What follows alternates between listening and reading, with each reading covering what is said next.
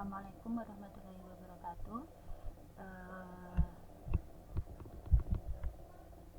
Di pelajaran kali ini saya mau membahas lagi tentang sebelum kita lanjutkan ke materi ya, saya akan membahas lagi materi kelas 11 di semester genap ini ya. Kemarin sudah saya terangkan di pertemuan sebelumnya bahwa nanti itu materinya ada 2 untuk sementara sambil menunggu AKM ya, nanti ya, informasi AKM ya. Jadi nanti yang pertama itu yaitu peluang. Terus yang peluang itu nanti kita bagi jadi 2. Yang pertama kaidah pencacahan, terus yang kedua adalah peluang kejadian. Terus yang materi selanjutnya adalah statistika. Statistika itu nanti ada 3, penyajian data, terus ukuran pemusatan data sama ukuran penyebaran data. Nah, untuk kriteria penilaiannya masih sama seperti semester sebelumnya, yaitu tugasnya itu nilainya 30%, ulangan harian 30%, PTS-nya 15%, PAS-nya 25%, dan KKM-nya 75%. Terus selanjutnya nanti KD-nya yang perlu kalian ketahui yaitu ada 5 ya. Nah, itu menganalisis kayak gitu. Dan selanjutnya itu KD-nya. Terus kita lanjut ke materi ya, langsung aja ke kaidah pencacahan. Kaidah pencacahan adalah suatu cara atau aturan untuk menghitung semua kemungkinan yang dapat terjadi dalam suatu percobaan. Itu kaidah pencacahan. Terus nanti secara umum itu nanti kita membahas 3 ini, yaitu kaidah perkalian, permutasi, sama kombinasi. Untuk pertemuan kali ini kita akan membahas tentang kaidah perkalian terlebih dahulu ya.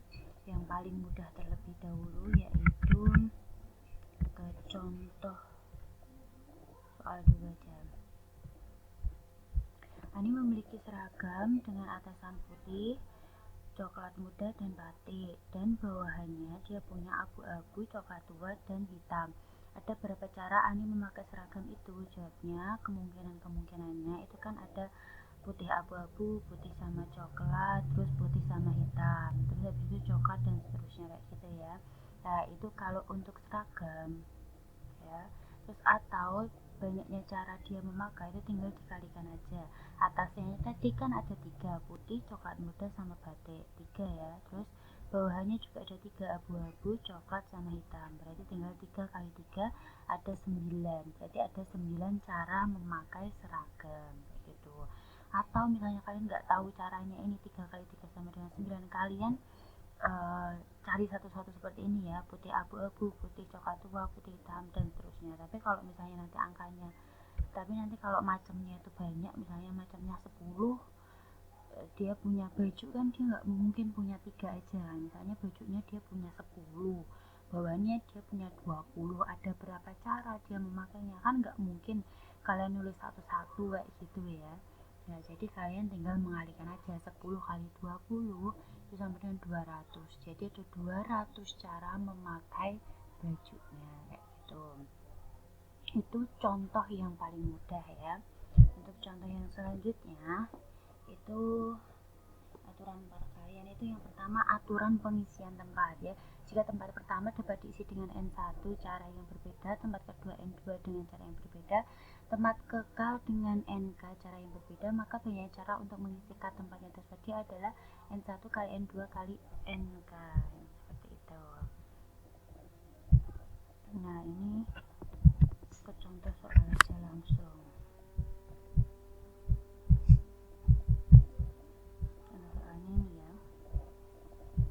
Seorang polisi ingin membuat plat nomor kendaraannya terdiri dari 4 angka, padahal tersedia angka 1, 2, 3, 4, 5, dan dalam plat nomor itu tidak boleh ada angka yang sama. Berapa plat nomor yang dapat dibuat?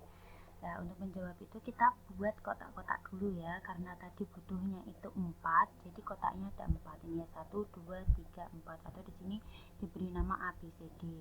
Kalau misalnya nanti dia butuhnya 3, berarti tulis aja kotaknya nanti 3, itu 2, 3. Dan ini nggak perlu A, B, C, D gitu juga nggak apa-apa, yang penting kalian buat kotak-kotak itu benar ya. Nah, terus habis itu 5 ini dapatnya dari mana? 5 itu angkanya tadi kan ada 1, 2, 3, 4, 5. Lah, kan ada 5 angka ya, berarti tulis 5 di sini. 5 itu dapatnya dari 1, 2, 3, 4, 5 ya. Ada 5 kemungkinan. Terus yang kolom selanjutnya itu kan tadi kan ada tulisannya tidak ada angka yang berulang atau angkanya berbeda gitu ya. Berbeda maksudnya itu kalau sudah misalnya ada angka kan dari angka 1 sampai 5 misalnya, 1 udah ditulis di sini, berarti 1 kan nggak boleh ditulis di sini lagi kan. Berarti ada kemungkinannya ada berapa? Kan tadi udah 5 angka, udah dipakai 1, berarti tinggal 4 kayak gitu dan seterusnya. Ini tadi kan ada 5 angka, tapi kan sudah dipakai 1, berarti sudah dipakai 2, berarti ada 3 kemungkinan dan seterusnya. Nah, kalau sudah ini tinggal dikalikan aja, 5 kali 4 kali 3 kali 2, itulah jawabannya. Atau ini ya, caranya itu tadi dari sini kalian bisa membaca ini, atau misalnya kalian nggak sempat baca, di screenshot dulu, dibaca nanti di akhir ya. Nah, jika polisi itu dapat membuat plat nomor kendaraan sebanyak, nah kayak gitu ya, berarti ini nanti tinggal 5 kali 4 kali 3 kali 2 sebenarnya. Kan tadi satunya enggak ya, karena tadi kotaknya cuma ada 4 ya, tapi sama aja sih ya, jawabannya 124 plat motor kendaraan, seperti itu ya. Itu kayak gitu, itu namanya kaidah perkalian. Terus kita lanjutkan langsung ke notasi faktorial ya, karena nanti sebelum ke permutasi kombinasi nanti ada faktorial. Jadi notasi faktorial adalah hasil kali bilangan asli berurutan dari 1 sampai dengan n dilambangkan dengan n faktorial. Ini ya, tanda seru seperti ini dibaca n faktorial. Nah, definisi n faktorial itu 1 kali 2 kali 3 dan seterusnya sampai n. Atau kalau saya biasanya nulisnya ini ya, n faktorial itu n kali n-1, n kali n2 sampai 321 gitu. Kalau saya sih cenderung ke yang bawah, tapi sama aja sih nanti hasilnya. Contohnya, hitunglah nilai dari 6 faktorial. 6 faktorial berarti 6 ditulis, terus 6 dikurangi 1 kan 5, terus 6 kurangi 2 4, 6 kurangi 3 3, 6 kurangi 4 2, 6 kurangi 5 1. Nah, jadi tinggal 6 kali 5 kali 4 kali 3 kali 2 kali 1, jawabannya 720. Jadi 6 faktorial itu jawabannya 720. Contoh yang nomor 2, 7 faktorial per 4 faktorial ya. Berarti ini 7 kali 6 kali 5, ini kan 4 faktorial ya.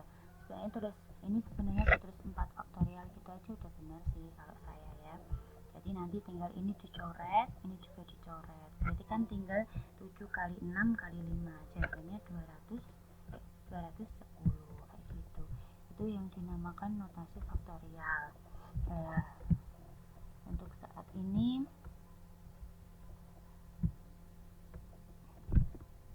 ya, untuk pertemuan kali ini sampai notasi faktorial saja.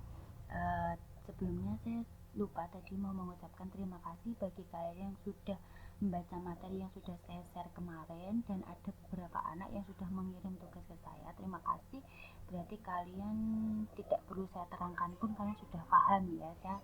Saya sangat mengapresiasi itu.